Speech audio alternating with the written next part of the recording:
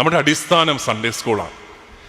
പക്ഷേ നന്മകളെല്ലാം നിലനിൽക്കുകയും നമ്മുടെ സൺഡേ സ്കൂൾ സംവിധാനത്തിനൊരു കുറവുണ്ട്. എന്താണെന്നറിയാമോ? നമ്മൾ തീവ്രവാദികളെ ഒന്നും ഉണ്ടാക്കുന്നില്ല മതം പഠിപ്പിച്ച്, പക്ഷെ തീഷ്ണമതികളെയും ഉണ്ടാക്കുന്നില്ല. നമ്മൾ എല്ലാവരും പറയുന്നില്ല മതം പഠിപ്പിക്കരുത്, മതം പഠിപ്പിച്ചു കഴിഞ്ഞാൽ ഇവിടെ വർഗീയതയുണ്ടാവും, അല്ലെങ്കിൽ ഇവിടെ വലിയ മത തീവ്രവാദം ഉണ്ടാവും.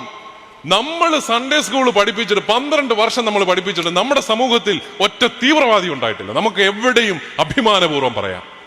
പക്ഷെ നേരെ ഓപ്പോസിറ്റ് എന്താണെന്നറിയാമോ? തീഷ്ണമതികളും ഇല്ല.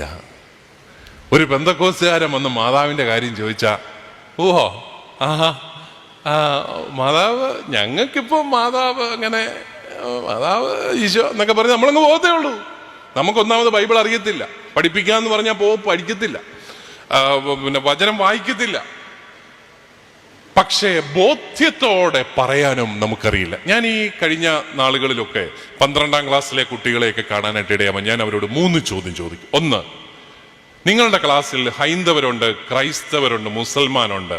നിങ്ങൾ ക്രിസ്ത്യാനിയായിട്ട് എന്തിനാ ജീവിക്കുന്നത്? നിങ്ങൾക്ക് എന്തുകൊണ്ട് മറ്റൊരു മതത്തിൽ ജീവിച്ചുകൂടാ? എന്തുകൊണ്ട് ഞാനൊരു ക്രിസ്ത്യാനിയായിട്ട് ജീവിക്കണം?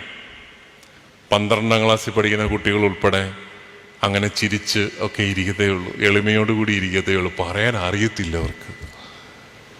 ഈ അടുത്ത നാളില് ഒരു പെൺകുട്ടി എൻ്റെ അടുത്ത് വളരെ വിചിത്രമായ ഒരു ആഗ്രഹവുമായിട്ട് വന്നു. അവളുടെ ഒരു അപ്പനും ഉണ്ട് കൂടെ. എന്താണത്? പിതാവേ, ഞാനൊരു മുസ്ലിം ഡോക്ടറുമായിട്ട് പ്രണയത്തിലാണ്. അവളും ഡോക്ടറാണ്, ഒറ്റ മോളാണ്, ഡോക്ടറാണ്. ഒരു മുസ്ലിം ഡോക്ടറുമായിട്ട് പ്രണയത്തിലാണ്. കല്യാണം ഉറപ്പിച്ചു. അപ്പം ഞാൻ അപ്പൻ ഉണ്ട്, അപ്പന് സമ്മതമൊക്കെയാണോ? അപ്പനിങ്ങനെ മിണ്ടാതിരിപ്പുണ്ട്. അപ്പന് ഇങ്ങനെ അവള് പറയുന്നതൊക്കെ ശരിയെന്നുള്ള രീതിയിൽ പാവം അപ്പനിങ്ങനെ ഇരിപ്പുണ്ട്. എന്നിട്ട് അവളുടെ ആഗ്രഹം ഇതാണ്, എനിക്ക് പള്ളിയിൽ വെച്ച് ഒരാശീർവാദം തരണം. ഇപ്പോഴത്തെ ഫാഷൻ അതാണല്ലോ, ഇഷ്ടമുള്ളിടത്ത് പോയി കെട്ടുക, എന്നിട്ട് പള്ളിയിൽ വന്ന് ഒരു ആശീർവാദം മേടിക്കുക, എന്നിട്ട് അതെടുത്ത് ഫേസ്ബുക്കിൽ ഇടുക. ഇതൊക്കെയാണ് ഇപ്പോഴത്തെ ഒരു ഫാഷൻ. അപ്പം ഞാൻ അവളോട് ചോദിച്ച, മോളെ അവൻ വരുമോ നിന്റെ കൂടെ? അവൻ വരും.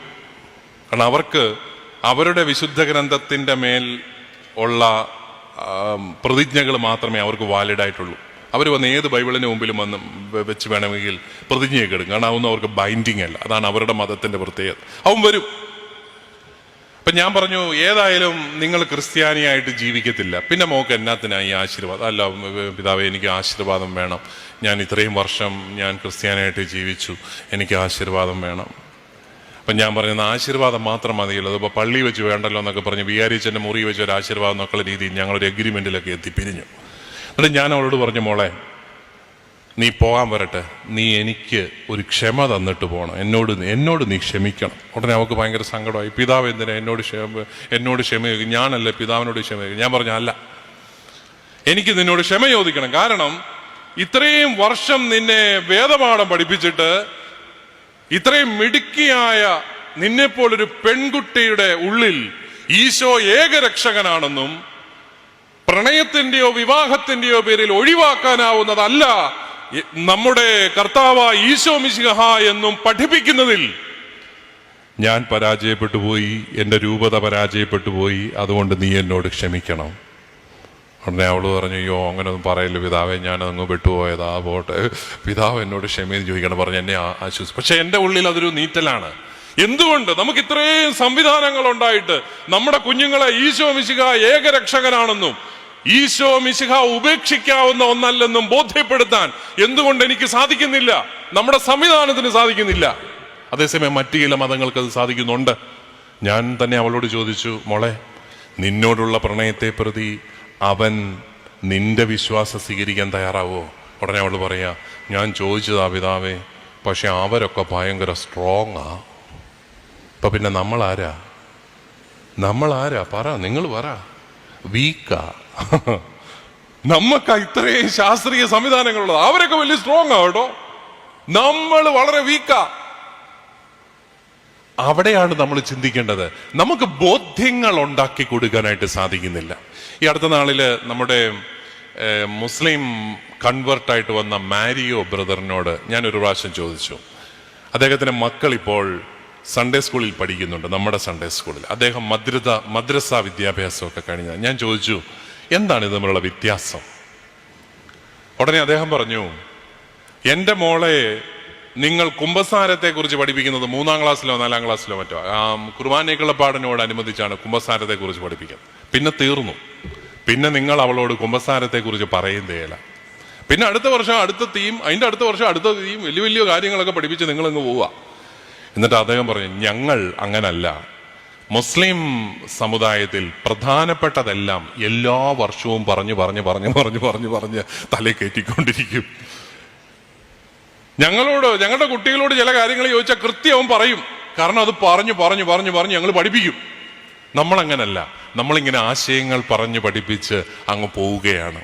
അപ്പൊ അതുകൊണ്ട് ബോധ്യങ്ങൾ ഉള്ള ഒരു സമൂഹമായിട്ട് നമ്മൾ മാറുന്നുണ്ടോ എന്നുള്ളത് വളരെ പ്രധാനപ്പെട്ട ഒരു ചോദ്യമായിട്ട് അവശേഷിക്കുകയാണ്. അപ്പൊ നമുക്ക് ആ രീതിയിൽ നമുക്ക് നല്ല ഒരു സമൂഹമുണ്ടെങ്കിലും, നമ്മുടെയൊക്കെ കുടുംബങ്ങളിൽ ഇപ്പോഴും നല്ല ധാർമ്മികതയുണ്ടെങ്കിലും, അതുപോലെ ഒത്തിരി കാരുണ്യ പ്രവർത്തനങ്ങളിലേക്ക് നമ്മുടെ വിശ്വാസം കടന്നു വരുന്നുണ്ടെങ്കിലും, ഈശോ മിശിഹായെ കുറിച്ചുള്ള വിശ്വാസത്തിൽ മുന്നേറുന്നതിൽ, ഈശോ മിശിഹ ഏക രക്ഷകനാണെന്ന് വിളിച്ചു പറയുന്നതിൽ നമ്മുടെ കുട്ടികൾക്ക് അഭിമാനബോധമുണ്ടോ എന്നുള്ളതാണ് ചോദ്യം.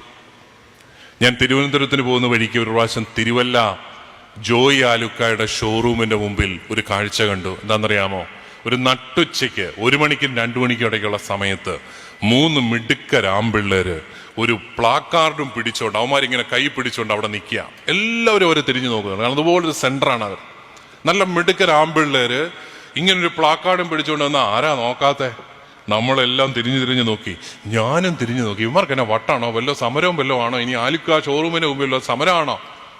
അതിൽ എഴുതി വെച്ചിരിക്കുന്ന എന്നാണെന്നറിയാവോ? Jesus Christ the only saviour. ഞാൻ ഒരു കാര്യം തീരുമാനിച്ചു, അവരാരല്ലെന്ന്. പെട്ടെന്ന് പറഞ്ഞു, കത്തോലിക്കരല്ലെന്ന്.